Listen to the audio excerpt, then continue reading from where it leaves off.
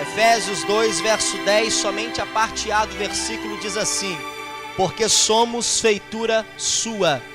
Porque somos feitura sua. Podeis assentar, em nome de Jesus.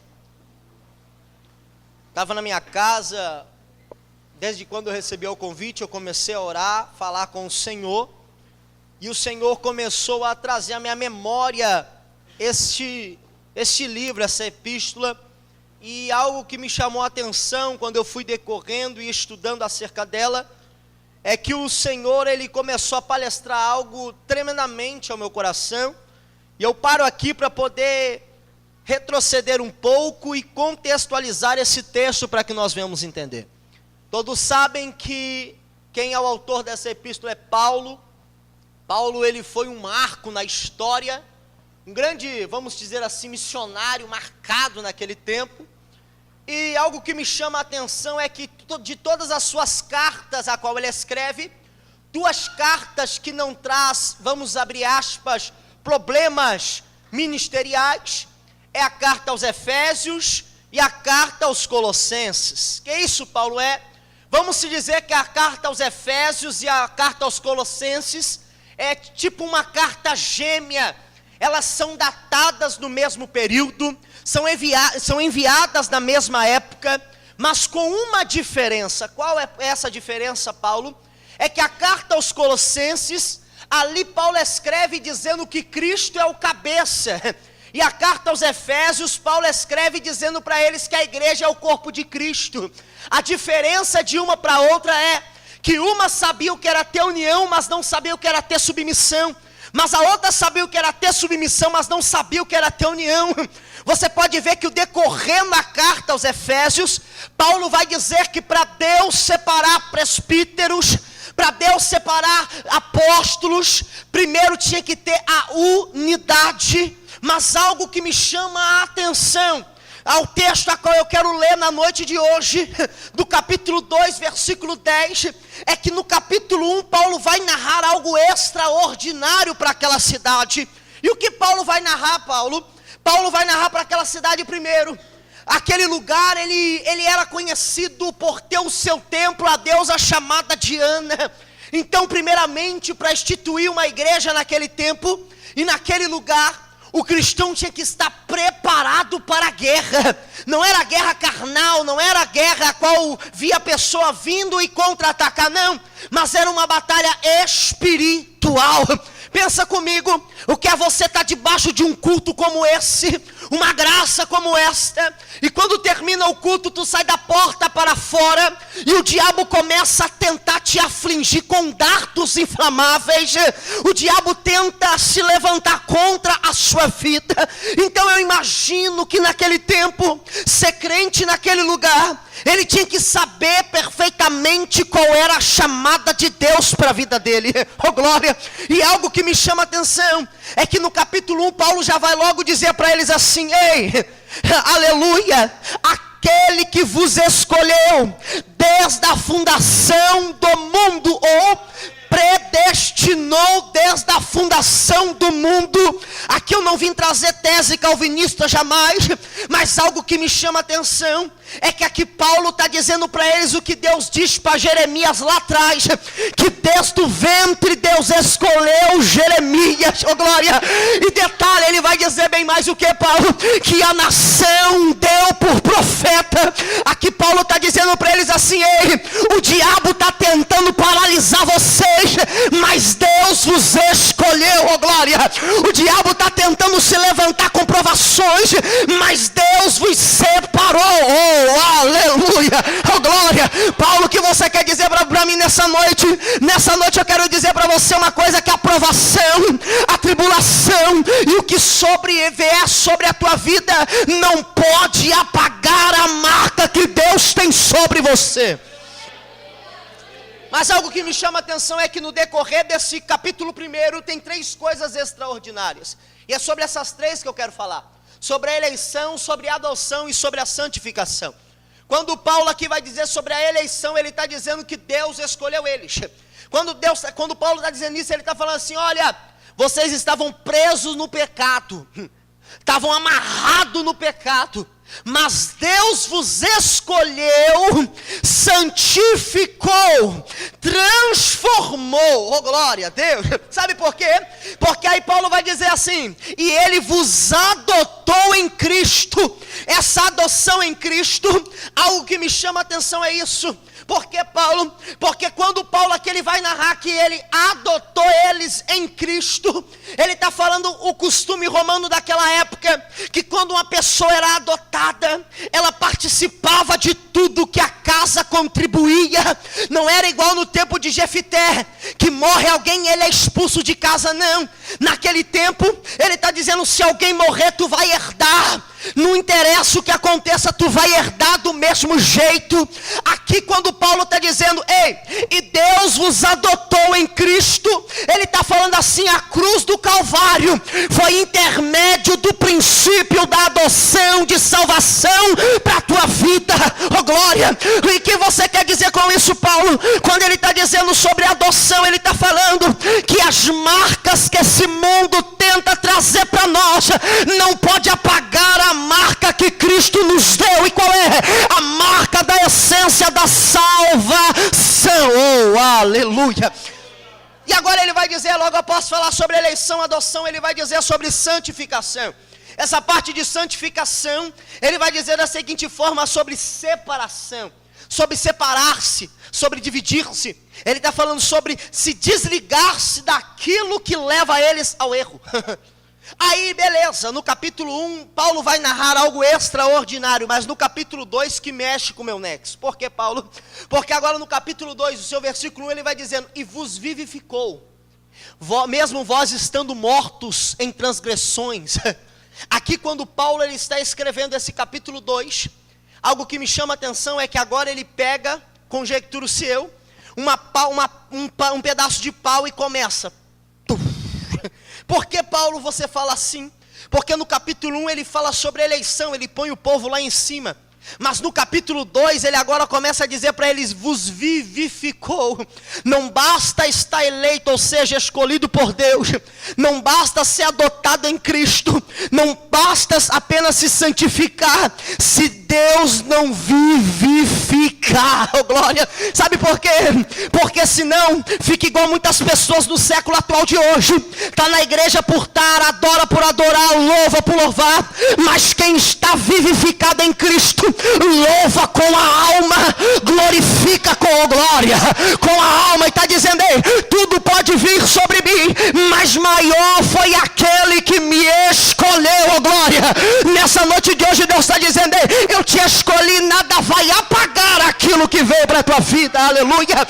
Mas o interessante é que quando Paulo vai falar sobre vivificar, trazer a morte à luz, algo que me chama a atenção em Efésios 5,14, Paulo vai dizer: ei, desperta, tu que dormes, levanta-te. Por quê? Porque a luz te iluminará.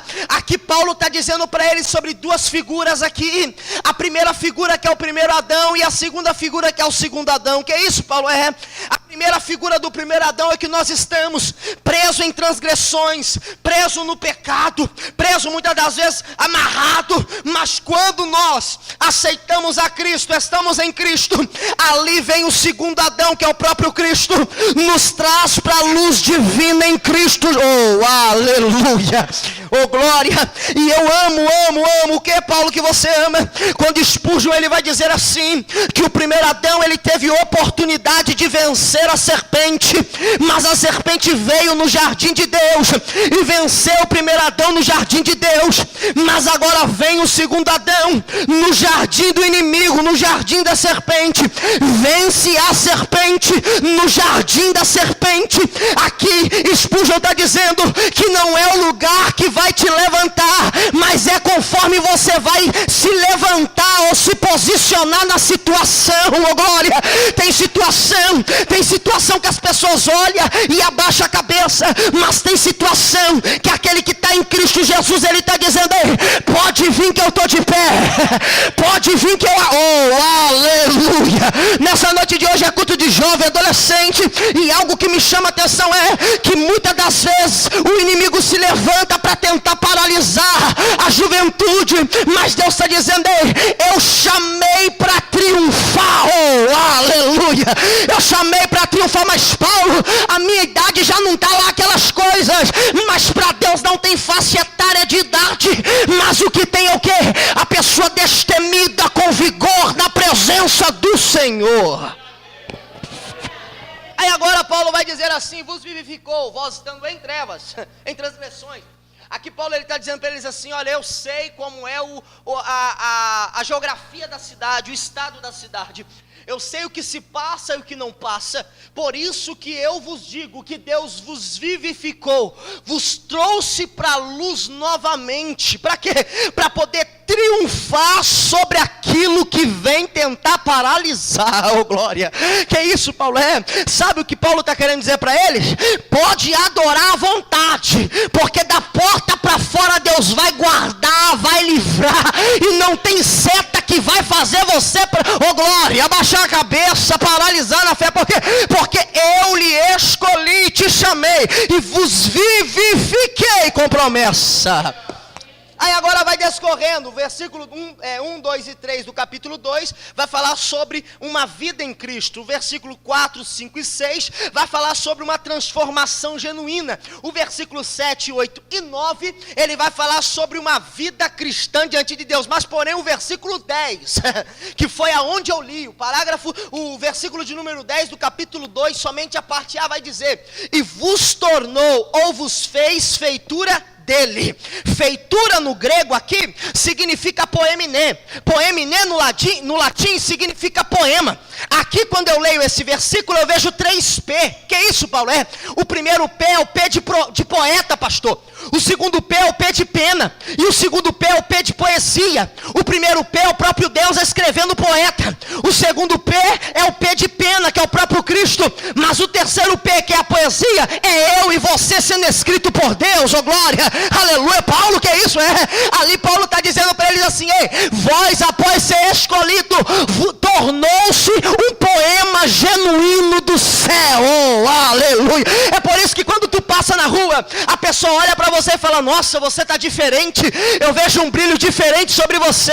É porque Deus está dizendo: o poema que eu comecei, aleluia, ninguém vai apagar, oh, glória a Deus, oh, aleluia. Nessa noite de hoje Deus me trouxe aqui para dizer para alguém: ei, o poema da tua história, provação não vai apagar. O poema da tua história, aleluia, tristeza não vai apagar.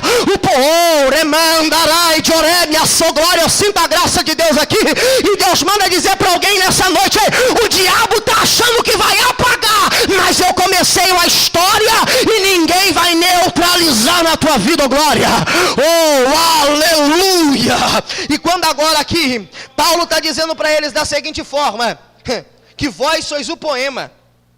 Aqui Paulo ele está dizendo nítido para eles assim: eu sei que o lugar, o cenário é difícil. Quero só que você imagine comigo. Imagina uma cidade conhecida, comércio ali superabundava. Esse templo tinha cerca de 12 mil prostitutas que faziam culto pagões. Tem noção que é isso? Enquanto tinha alguém louvando a Deus, dizendo: Deus, tu és lindo, Deus, tu és maravilhoso. Quando saía da porta para fora, tinha alguém dizendo assim: para que você está adorando? Nada vai mudar na tua história, nada vai mudar na sua vida. Por que vocês vieram com um costume diferente? Mas ali Paulo está dizendo para eles assim: ei meu filho, ei minha filha, porque Deus vos escolheu. Ele está dizendo que o poema ele começou. E quando ele está dizendo que o poema começou, ele está falando assim: a cidade pode ser improvável, a cidade pode ser pecaminosa, o lugar pode ser inapropriado, mas eu te chamei para triunfar. Oh glória, Fazendo só um paradoxo aqui, eu amo a vida de Elias, porque quando você lê, você não vê trazendo cronologia do pai, tu não vê trazendo cronologia da mãe, você não vê alguém falando que ele foi conhecidíssimo antes de Deus chamar ele, pelo contrário, vai dizer, e era Elias, morador, ou seja, de Tisbe, morador de Gileade. O interessante é isso aqui, o quê? Que quando Deus chama Elias, ele está morando em Tisbe. Tisbe é 1 quilômetro adentro de Gileade. Charles Swindoll vai dizer, entende isso aqui, por favor? Charles Swindoll vai dizer da seguinte forma, pastor, que quando Deus chama Elias, ele chama Elias num lugar improvável, aonde ninguém via vida, mas é uma mesma coisa que um precipício. A pessoa olha e diz, não tem como haver vida lá embaixo, mas Deus faz surgir uma flor da onde não tem nada, para dizer, eu chamei para ser profeta, eu chamei para triunfar, oh glória. Paulo, o que você quer dizer com isso?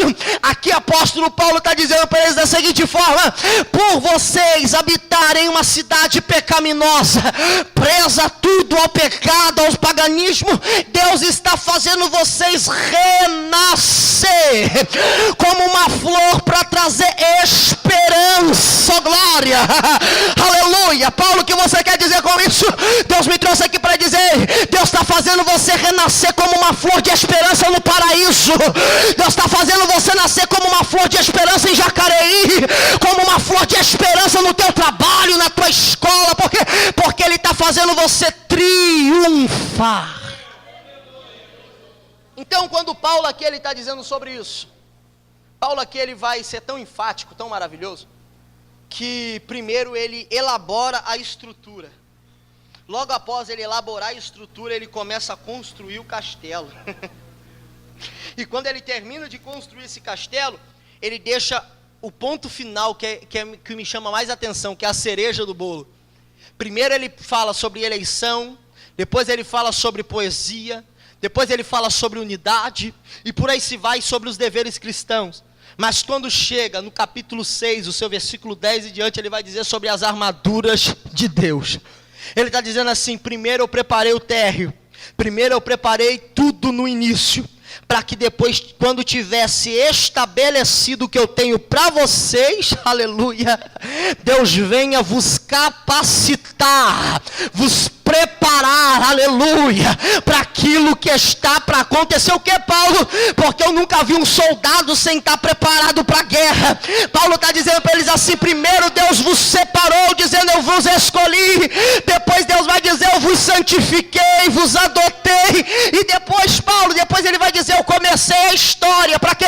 Para levantar um cenário, e após esse cenário está proposto, eu venho a dizer, o quê? Que o meu exército está de pé, e através do que? Através da palavra de Deus, aleluia, através da palavra de Deus, oh glória, tu vai vencer essa guerra através da palavra, tu vai vencer essa guerra através da palavra, oh glória, tu vai vencer essa peleja através da palavra, oh aleluia. Nessa noite de hoje, oh glória a Deus, tem pessoas que adentrou por essas portas dizendo, mas Paulo, eu tenho orado, tenho clamado, mas Deus está dizendo, calma, que essa peleja não tem as vós que pelejar, eu vou pelejar por você, aleluia, oh glória a Deus. E nessa noite de hoje, aí você deve estar pensando, mas Paulo, você está falando, eu não estou conseguindo entender. O que eu quero que você entenda nessa noite, por onde tenho passado, pela misericórdia de Deus, nós temos falado sobre isso, que a essência não é pular, não é rodar, não é sapatear, a essência é entender, compreender aquilo que vem do alto para as nossas vidas, sabe por quê? Porque logo após que entendido, logo após que esmiuçado, começamos a praticar, a aplicar e entender o quê? Que Deus se faz presente na transformação genuína, glória. Oh Paulo, o que é isso? Aleluia, porque quando Paulo aqui ele está dizendo para eles, entende isso aqui? É algo extraordinário, para me começar a caminhar para o meu final. Paulo, quando escreve essa carta, Paulo não está em casa, Paulo não está debaixo de uma palmeira tomando água de coco, Paulo não está comendo churrasco, pelo contrário, Paulo está encarcerado, mas mesmo no cárcere ele não está deixando de escrever, mesmo no cárcere ele não deixa de escrever. Paulo, o que você quer dizer com isso? Aleluia, oh glória a Deus, que não importa a situação, o que importa é transmitir a mensagem, oh glória, o que importa é trazer a mensagem, o que importa é trazer aquilo que Deus tem para você nessa noite, oh glória. Se eu for descer aqui e perguntar para alguns irmãos, como que está a tua vida? Alguns vão dizer, eu estou na prova, outros vão dizer, eu estou mais ou menos, alguns vão dizer, olha, graças a Deus, Deus deu um refrigério, mas o interessante é que mesmo assim estamos aqui adorando, estamos aqui glorificando. E quando Paulo aqui ele escreve sobre isso, ele está dizendo bem claro, em alto som para eles, que o estado, a cidade e o lugar pode estar sendo improvável, mas Deus confiou ali a chamada para transformação. Paulo, o que você quer dizer com isso? Nessa noite de hoje, Deus confiou no paraíso, Assembleia de Deus Ministério de Madureira, pessoas como eu e você dizendo, meu filho, minha filha, eu fiz você renascer em um lugar improvável, aonde não teria como haver estrutura e vida, porém ali eu comecei o poema, peguei a pena que foi Cristo. Aí eu perguntei a Deus durante a tarde, eu falei, pai, mas uma pena precisa de tinta, e quem é essa tinta? Aí o Eterno começou a palestrar o meu coração, e algo extraordinário é que depois eu peguei um livro para poder ler, e bateu de encontro com o que eu li, que ali fez uma tipificação. Deus era o poeta, Cristo era a pena, e a tipificação da tinta para ser escrita era a própria ação do Espírito Santo. Por quê? Porque através das nossas vidas, quando estamos cheios de Deus, aleluia, pessoas são alcançadas e transformadas, oh glória. Que é isso, Paulo? Rapidamente aqui, eu morava no estado do Rio de Janeiro, morava no complexo do Chapadão, quartel-general do Comando Vermelho, o pior lugar que tinha no Rio de Janeiro, depois do complexo do Alemão. E interessante que quando eu fui para lá, eu tinha 15 anos de idade, saí daqui, eu morava aqui em Jacareí e fui para lá.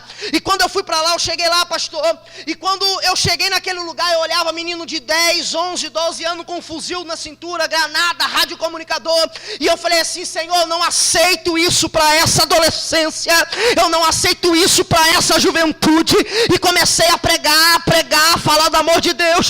E um belo dia eu estava dentro do meu quarto de joelho dobrado. Para vocês terem ideia, minha casa era aqui, a boca de fumo era do outro lado da rua. E eu descia, passava por dentro da vielinha, chegava lá na boca, passava para ir para a rua.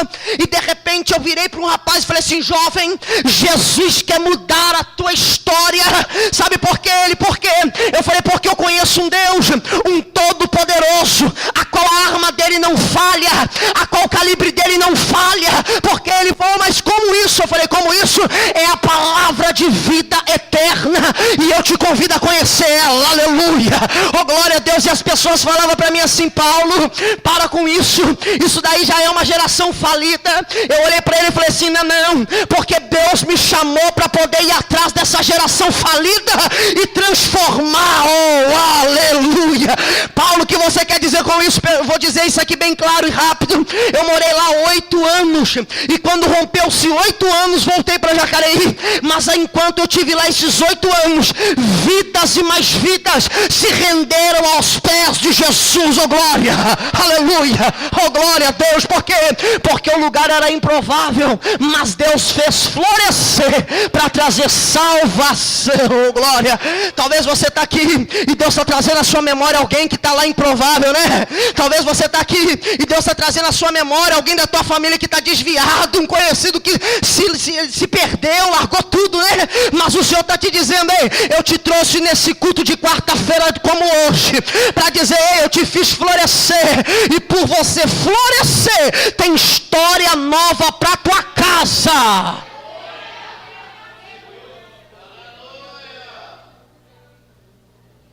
Para a tua família.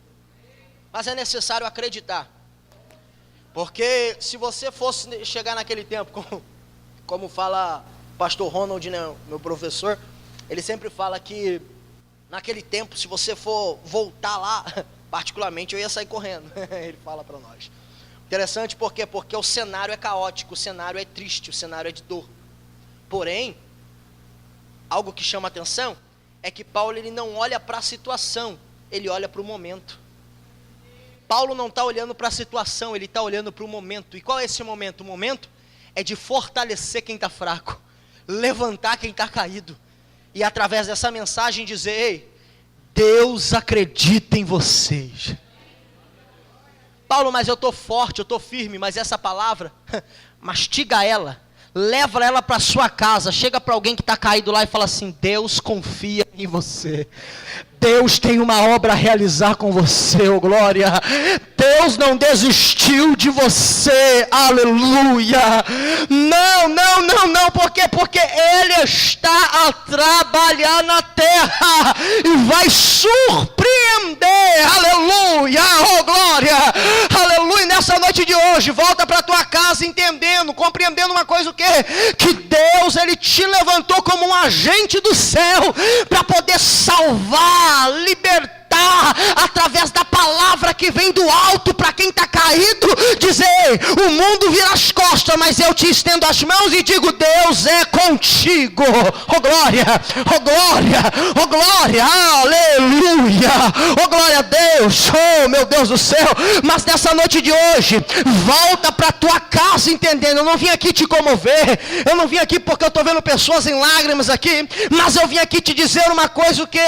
Que no lugar improvável, Deus levanta os seus para dizer: eu te ajudo a triunfar, eu te ajudo a vencer. E no final, o que acontece? No final terá vida e vida eterna em Cristo Jesus. Então nessa noite de hoje, guarda essa palavra na tábua do teu coração e acredite que a situação, ela não pode paralisar o agir de Deus na sua vida. Apenas persevere, apenas tenha fé, que Deus ele vai fazer muito mais do que ainda está já acontecendo na sua vida. Que Deus possa vos abençoar, e assim eu agradeço a minha rica oportunidade em nome de Jesus.